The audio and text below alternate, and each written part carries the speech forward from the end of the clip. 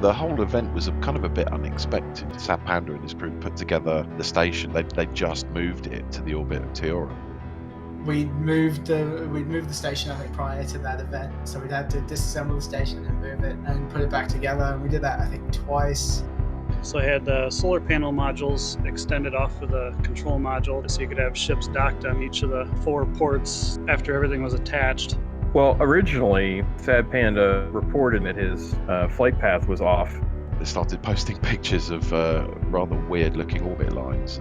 For whatever reason, I couldn't figure out why it was not a complete circle and just spiraled off into nowhere. Then I think the penny dropped.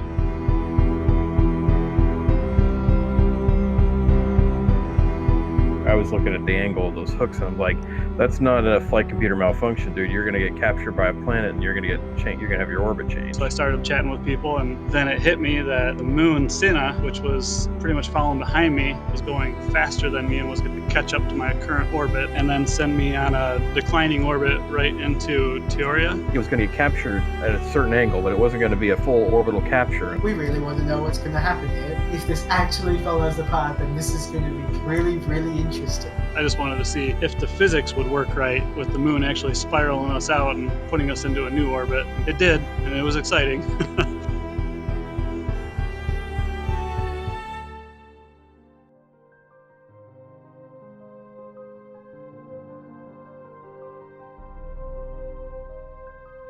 Once I decided to hop on Discord and tell everybody, hey, crazy anomaly, who wants to play around? Everybody was asking for a cryopod and said, oh, this is awesome, I want to get involved. And it was more to do with, like, can the station be saved? It was a lot more exciting than I originally thought it was going to be. It was a lot of fun. CheeseJedi and Greedy and I were all talking. We're like, we could probably get out to the station and try to see if we can help adjust the orbit. Curiosity, I guess, sort of drove me to go and have a look at it.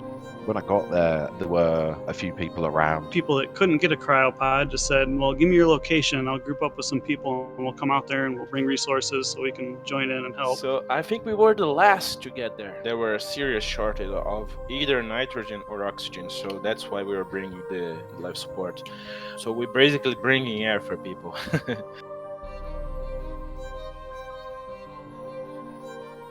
We had like 3 people working on the station.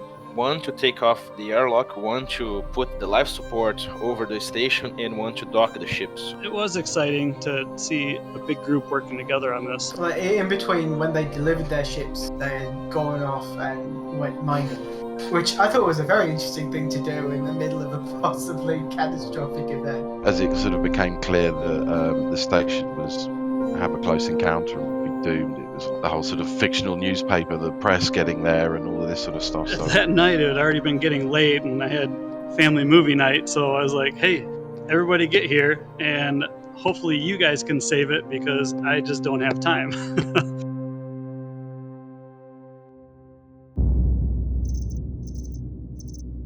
I always have a really fun time trying to explain to people that a moon has a moon. Everyone gets confused, it's great.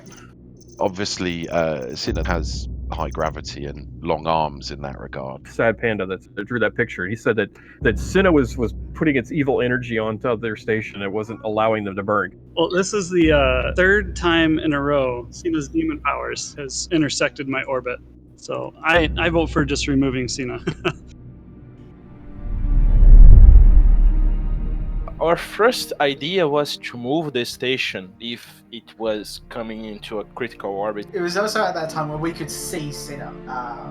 We tried to do an RCS burn, a full retrograde, so full backwards. We didn't use main engines at that time. It kind of dawned on us really, really quickly that we were going nowhere fast. But as soon as we got into orbit around the moon, we actually discovered that it would not hit the moon, but come very, very close to it.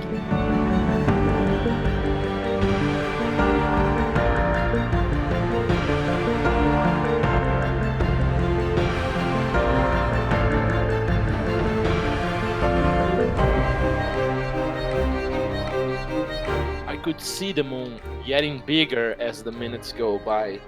I was honestly surprised that I didn't see someone like had stacked stones or something on the surface of Sinner saying Bob was here. But it was pretty good to see that we came so far away from the moon and got so close to it. But the entire time, I remember feeling absolute dread, staring at Sinner going, okay, this is gonna hurt if we crash.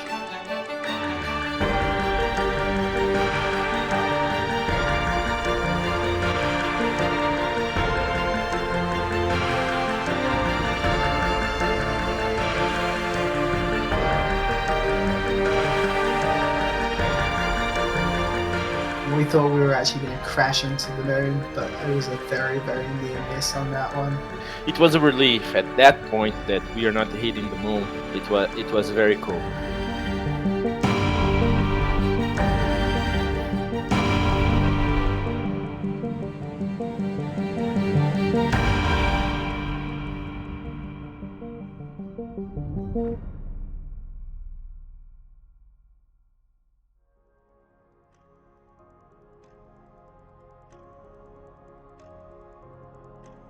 Originally, everybody that joined was on my time zone, but then it was 2 in the morning and everybody had to log off. So As I went to sleep, and the time it was to hit the planet was like 6 hours, and I was at work at the time, so I couldn't help trying to save it.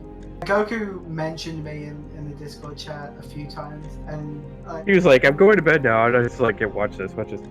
Ad King, hey, wake up! all I could hear while I was trying to sleep was my phone going off, and I was just like, please just shut up. the next morning, that's when Cheese said, hey, I'm hopping on. I'll see what I can do. And When I got back on it, it was already on its doomed orbit back on Tiora. So it was clear that there wasn't much time at all. It's like, okay, well, you got to do something different now. Now you're going to have to burn radial out. You couldn't actually see how far you had to go by looking. It was just an ever-growing patch of sky with no stars or anything on it, getting bigger and bigger, consuming the station. Yeah, I was trying to draw that with paint.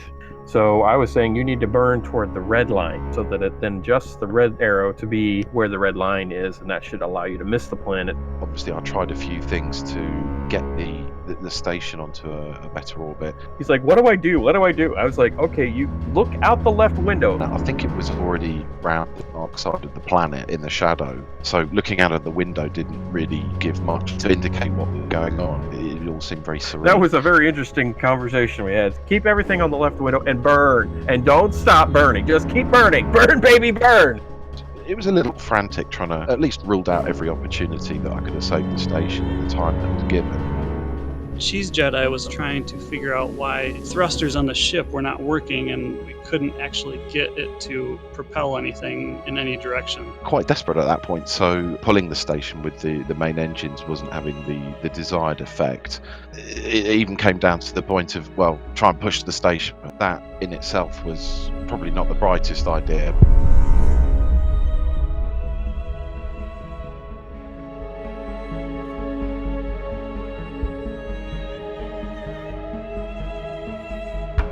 From there on, I was just on the outside watching Cheese's stream, see his failure at work.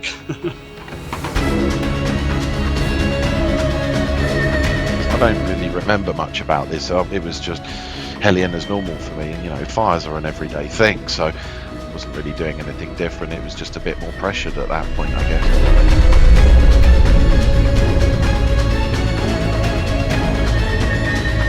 Towards the end, it was, well, I don't want to be in the station when it hits. I want to see what's going on. So I jumped into a ship and tried to get away from the station.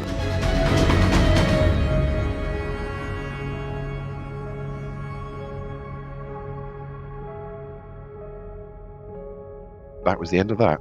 Station and ship.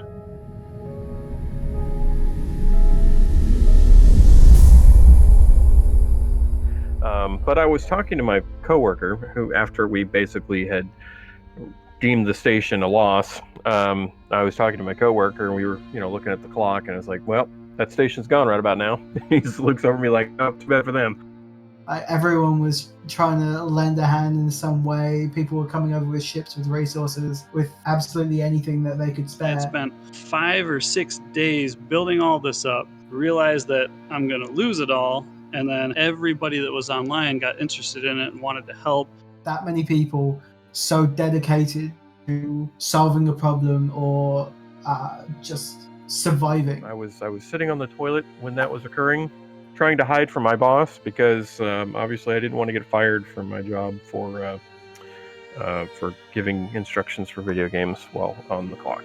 I kind of wish that we could have saved it. So yeah, I'm a little bit sad, but yeah, it was not my station, so not With much. Hellion, everything is so definite. Like, if you make a mistake in Hellion, you're pretty screwed unless you can find a way to think quick and get it fixed. Obviously, cooperating with other players has its benefits. So yeah, I see that working well in the future. Just the sheer community of what happened. Like Never Neverland going down was such a big thing to everyone. It doesn't seem to matter what country you're from. You know, if you're sort of into sci-fi and sort of Hellion is your sort of thing, then you just get on with it. It's very different, and it's different every time that you play it. Every night's a new adventure with a game. It's a lot of fun. Everyone seems to forget that despite Hellion being a relatively lonely game, there is a lot to be said about the community. But it was very interesting situation. I'd like to see it happen more.